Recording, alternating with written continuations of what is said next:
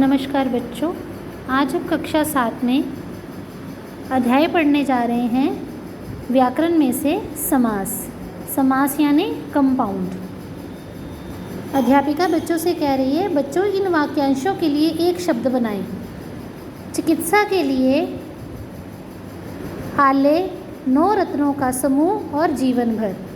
अब चिकित्सा के लिए आले, चिकित्सा होती है डॉक्टर की जो इलाज होता है, इलाज को चिकित्सा कहते हैं, और आले होता है स्थान या घर। 9 रत्नों का समूह, जीवन भर। अब ये जो वाक्य हैं इनके लिए हम एक शब्द का प्रयोग कर सकते हैं।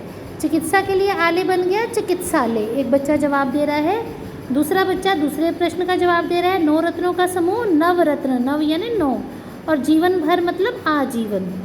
तो आपने उदाहरण से समझ लिया होगा। ऊपर पूछे गए वाक्यांशों में अनेक शब्दों को आपस में मिलाकर उनका रूप संक्षिप्त किया जाता है, यानी बड़े वाक्य को एक छोटे शब्द में समेट लिया जाता है। संक्षिप्त करने की इस प्रक्रिया को ही, संक्षिप्त यानी छोटा, संक्षिप्त करने की इस प्रक्रिया को ही समास कहते हैं। इस प्रकार समास क्या हुए, परिभाषा पढ़ते हैं। अनेक शब्दों को संक्षिप्त करके नए शब्द बनाने की प्रक्रिया समास कहलाती है। जैसे आप पढ़ते हो ना वाक्यांशों के लिए एक शब्द, तो वो भी संक्षिप्त करके पूरे वाक्यांश को एक ही शब्द में समेट लिया जाता है, छोटा कर लिया जाता है, संक्षिप्त कर लिया जाता है, तो वो बन जाता है समास। समास की प्रक्रिया से बनने वाले शब्द को समस्त पद कहते हैं। ये जो हमारे शब्द बने ना, चिकित्सालय, नवरत्न, आजीवन, तो ये सब क्या कहलाएंगे, समस्त पद। जैसे राजकुमार, त्रिफला, गुरु दक्षिणा, पथभ्रष्ट। अब इसका अगर हम मतलब निकालें पूरे वाक्य में, तो राजा का जो पुत्र है उसके लिए एक शब्द हो गया राजकुमार। 3 फलों का जो समाहार है यानी त्रिफला। गुरु के लिए जो दक्षिणा होती है वो है गुरु दक्षिणा, और जो अपने रास्ते से भटक जाता है उसको बोलते हैं पथभ्रष्ट। तो समस्त पद का विग्रह करके यानी जैसे मैंने अभी आपको बताया कि त्रिफला यानी त्रिफलों का समाहार या समूह। तो इसको जब हम इसको पूरे अर्थ में देखते हैं, उसको कहते हैं समस्त पद का विग्रह, यानी एक पद को, एक शब्द को अनेक शब्दों में बदलना, उसका विग्रह करके पुनः पहले वाली स्थिति में लाने की प्रक्रिया को समास विग्रह कहते हैं। जैसे राजा का कुमार, कुमार यानी पुत्र, राजा का कुमार, ये कौन से समस्त पद का हमने विग्रह किया, ये हमने राजकुमार समस्त पद का समास विग्रह कर दिया, तो उत्तर बन गया राजा का कुमार। त्रिफला का जब हमने समास विग्रह किया तो बन गया 3 फलों का समूह। गुरु दक्षिणा का जब हमने समास विग्रह किया तो बन गया गुरु के लिए दक्षिणा, और पथ भ्रष्ट का जब समास विग्रह किया तो बन गया पथ से भ्रष्ट आदि। समस्त पद में मुख्यतः 2 पद होते हैं, पूर्व पद और उत्तर पद।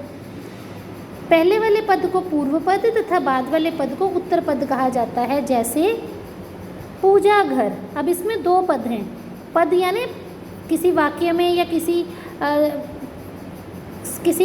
योग में प्रयोग किए गए 2 शब्द, तो ये 2 शब्दों का समूह है। पहला है पूजा, दूसरा है घर। तो पूजा पहले वाला शब्द है तो इसको कहेंगे पूर्व पद, और घर जो है दूसरा शब्द है, इसको बोलेंगे उत्तर पद। तो पूजा घर का, पूजा प्लस घर, यहाँ पे हम हिंदी में प्लस को बोलते हैं घन, धन, पूजा धन घर, तो ये बन गया पूजा के लिए घर। ये पूजा है पूर्व पद, घर है उत्तर पद, इन दोनों से बनके जो पूजा घर बना वो है समस्त पद। अब घुड़सवार ये समस्त पद है, इसमें पूर्व पद है घोड़ा, सवार है जो उसका उत्तर पद है, तो इसका विग्रह करेंगे तो घोड़े का सवार, घोड़े पर सवार, तो यह है समास विग्रह। उम्मीद है आप इसको समझ गए होंगे। फिर से देख लेते हैं। जो समस्त पद होता है, जो बना हुआ शब्द होता है, उसे बोलते हैं समस्त पद।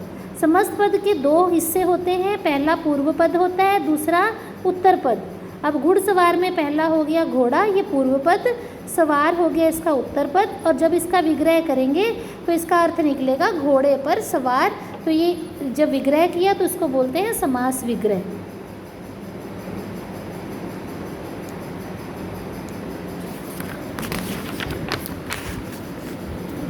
अब हम पढ़ते हैं समास के कितने भेद होते हैं।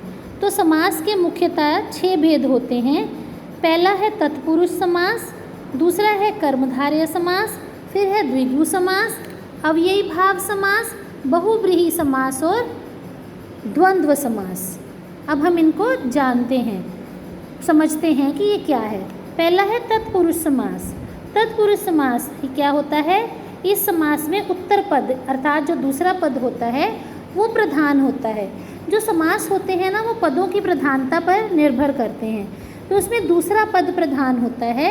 इसमें कारक चिन्हों का लोप हो जाता है।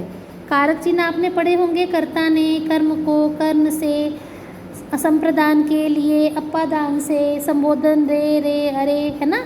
तो ये कारक चिन्ह होते हैं, तो उनका लोप हो जाता है तथा कर्ता तथा संबोधन इन दो कारकों के अतिरिक्त अन्य सभी 6 कारकों के आधार पर तत्पुरुष समास के भी 6 भेद किए जाते हैं।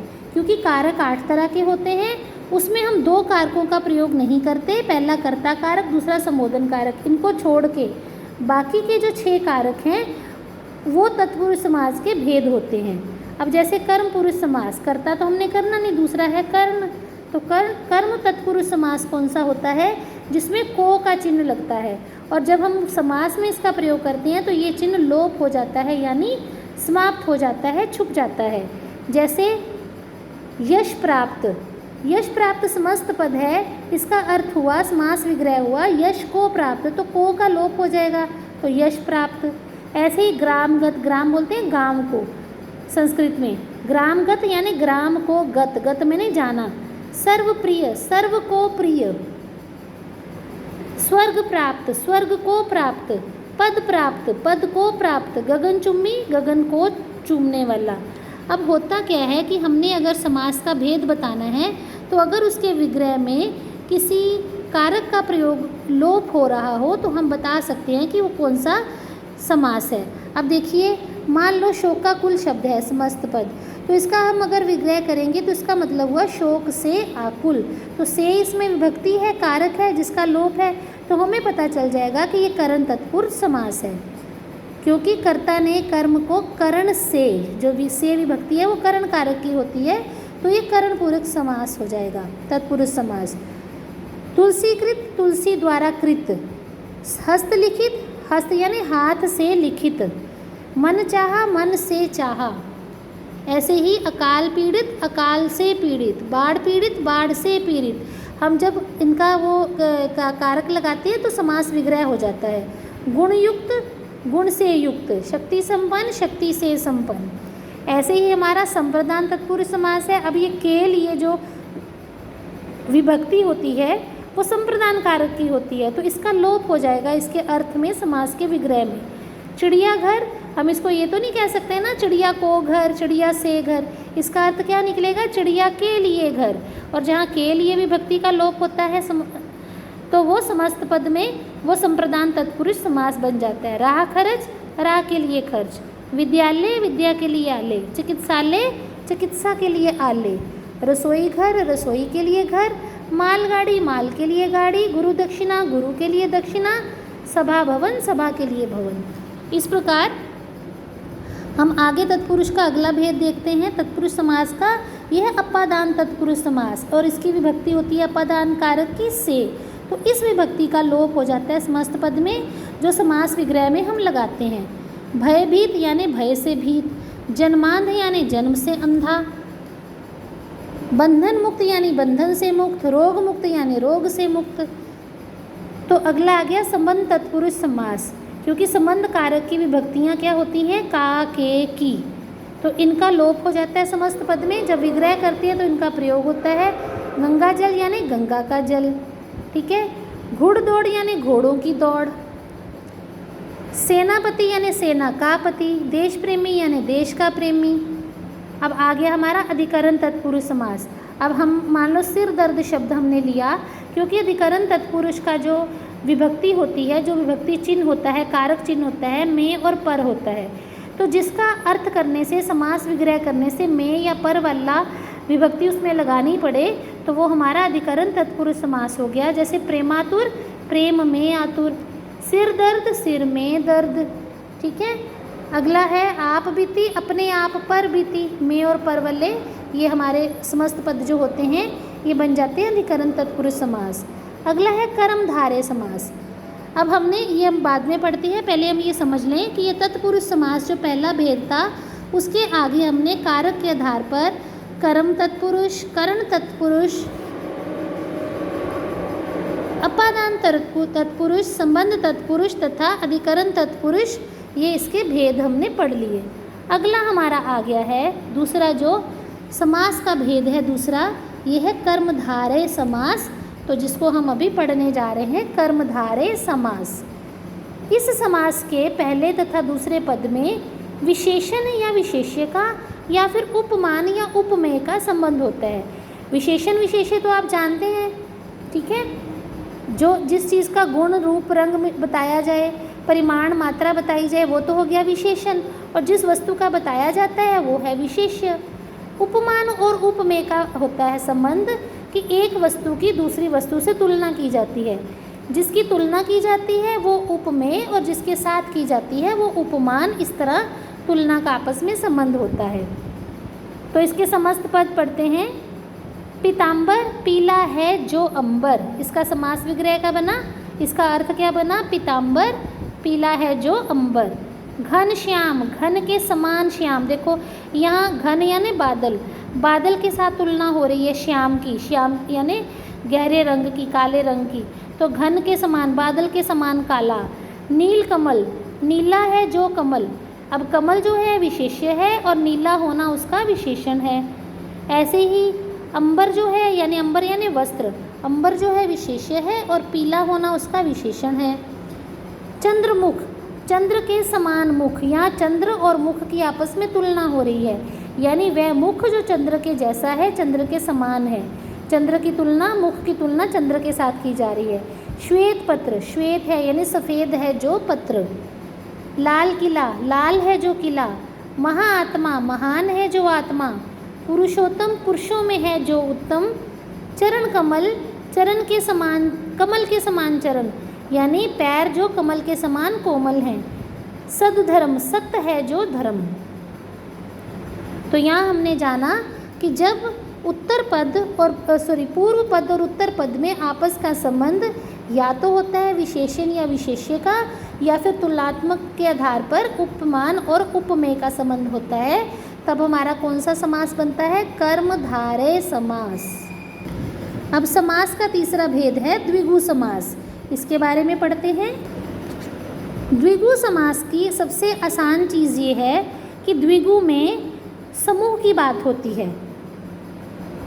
जैसे जिस समास में पहला पद संख्यावाची हो, यानी किसी अंक वाला विशेषण हो, संख्यावाची विशेषण हो, तथा समस्त पद समूह बोधक हो, यानी कलेक्टिव नाउन का पूरा वर्ड जो कलेक्टिव नाउन को बताता हो, वह द्विगु समास होता है।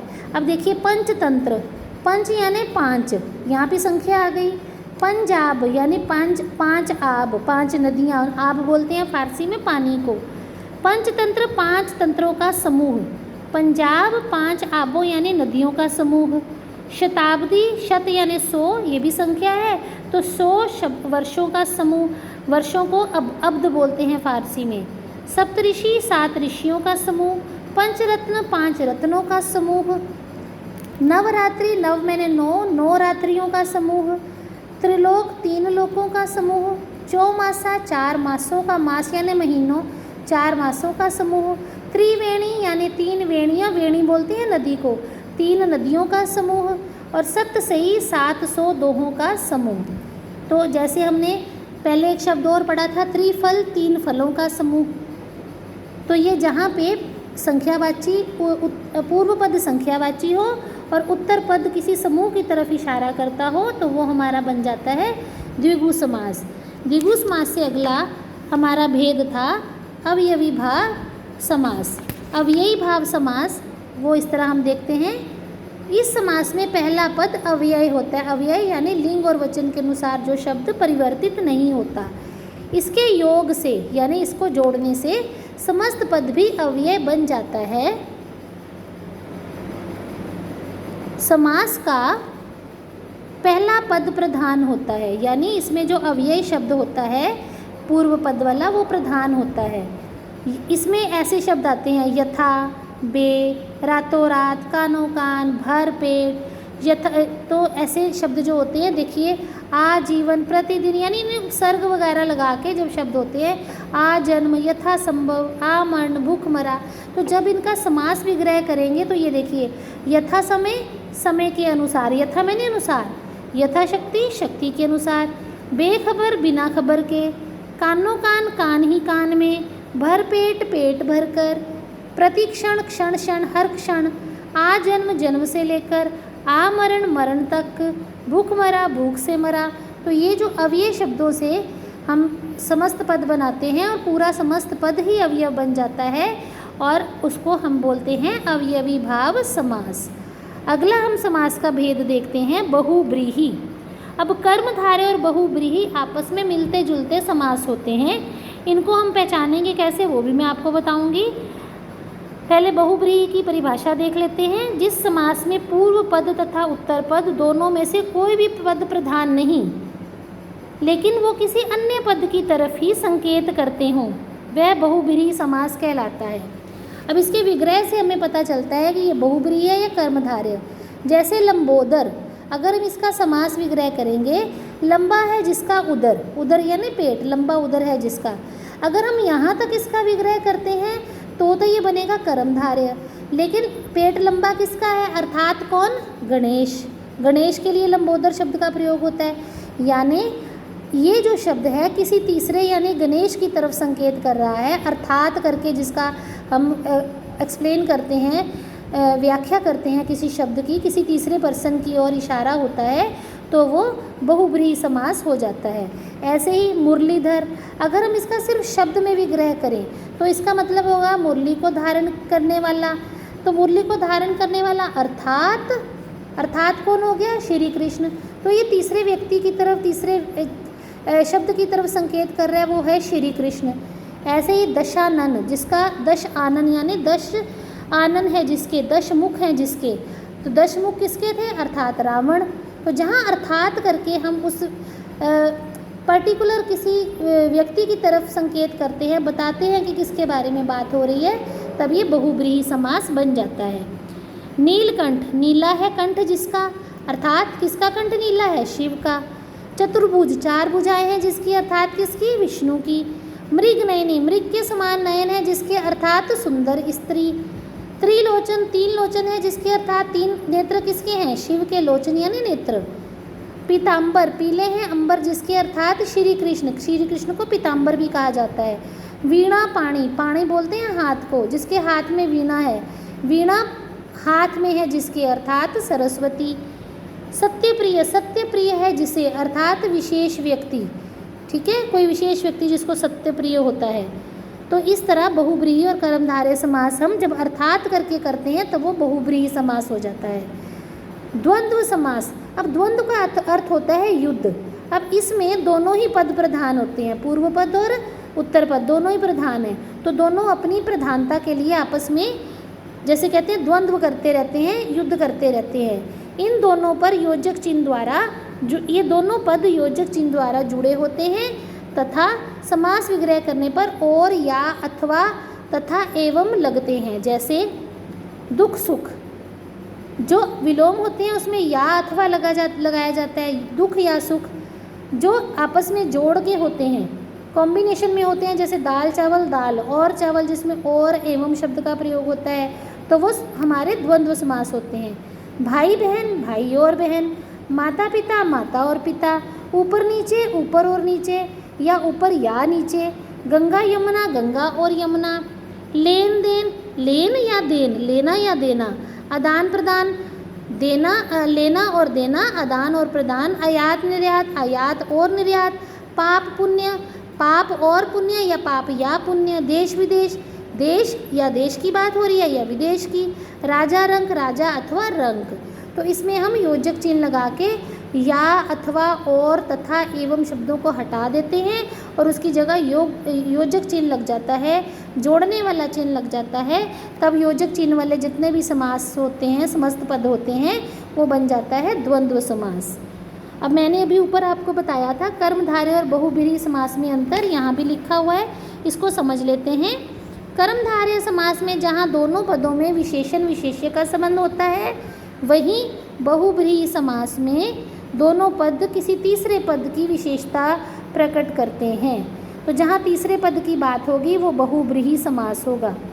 जैसे आपको मैं बता दूँ, जब हम विशेषण और विशेष्य का करते हैं या फिर तुलना करते हैं, जैसे ये मृग नयनी था तो इसमें तुलना हो गई, मृग के समान है जिसके नयन। अगर यहाँ तक हम इसका अर्थ करते हैं, समास विग्रह करते हैं, तब तो ये बन जाएगा कर्मधारय समास। ये हमारे विग्रह पर निर्भर करता है। लेकिन अगर हम ये कह देते हैं मृग के समान है जिसके नयन अर्थात सुंदर स्त्री, वो विशेष तीसरी किसी व्यक्ति की तरफ इशारा हो रहा है, तब वो बन जाता है बहुब्रीहि समास। ठीक है ना। तो ये आप समझ गए होंगे। इन दोनों समासों में कई बार विद्यार्थी अंतर नहीं कर पाते हैं और परीक्षा के समय गलती कर देते हैं।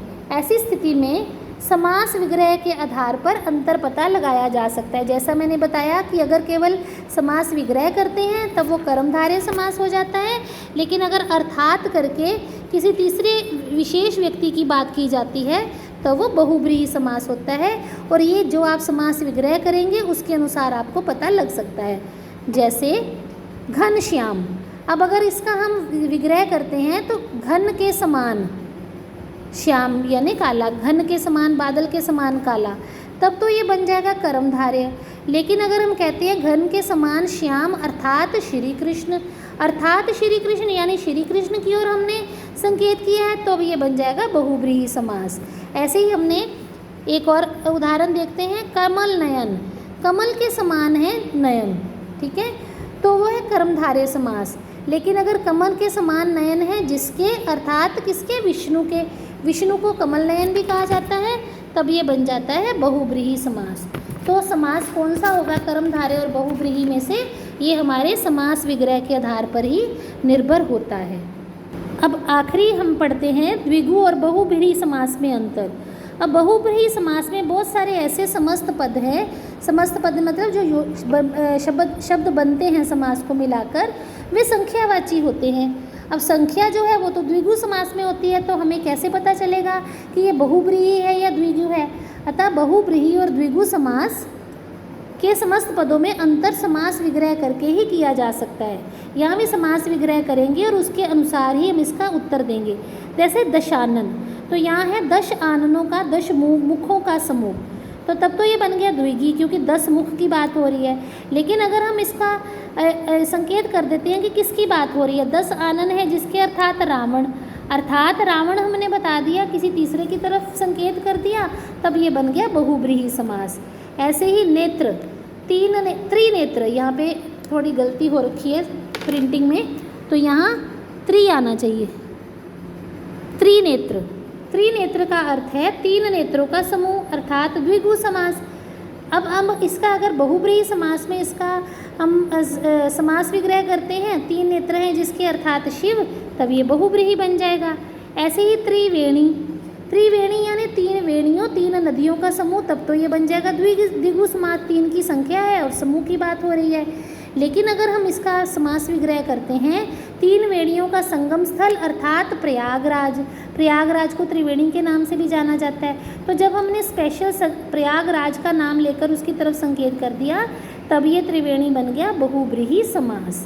तो उम्मीद है आपको ये लेसन समझ में आया होगा। आप वीडियो को बार बार पीछे करके पदों के बारे में, समास के पूर्व पद और उत्तर पद के बारे में जानकारी करके समस्त पद की जानकारी लेकर इस अध्याय को समझ सकते हैं। अब हम देखते हैं कि हमने इसमें क्या पढ़ा। परस्पर संबंध रखने वाले 2 या 2 से अधिक शब्दों के मेल को उन संक्षिप्त रूप करने की प्रक्रिया को समास कहते हैं। फिर हमने पढ़ा कि समास की प्रक्रिया से बनने वाले शब्द समस्त पद कहलाते हैं। फिर हमने पढ़ा समस्त पद का विग्रह करके पहले वाली स्थिति में लाने की प्रक्रिया को समास विग्रह कहते हैं। समस्त पद में पहले पद को पूर्व पद तथा दूसरे पद को उत्तर पद कहते हैं। समास के कितने भेद होते हैं? 6। कौन कौन से? तत्पुरुष समास, कर्मधारय समास, द्विगु समास, अव्ययी भाव समास, बहुब्रीहि समास तथा द्वंद्व समास। अव्ययी भाव समास में पूर्व पद प्रधान होता है जबकि तत्पुरुष में उत्तर पद प्रधान होता है। द्वंद्व समास में दोनों पद प्रधान होते हैं, तभी तो द्वंद्व चलता है दोनों का। जबकि बहुब्रीहि समास में कोई भी पद प्रधान नहीं होता, वहाँ किसी अन्य पद की तरफ संकेत किया जाता है, अन्य पद प्रधान होता है।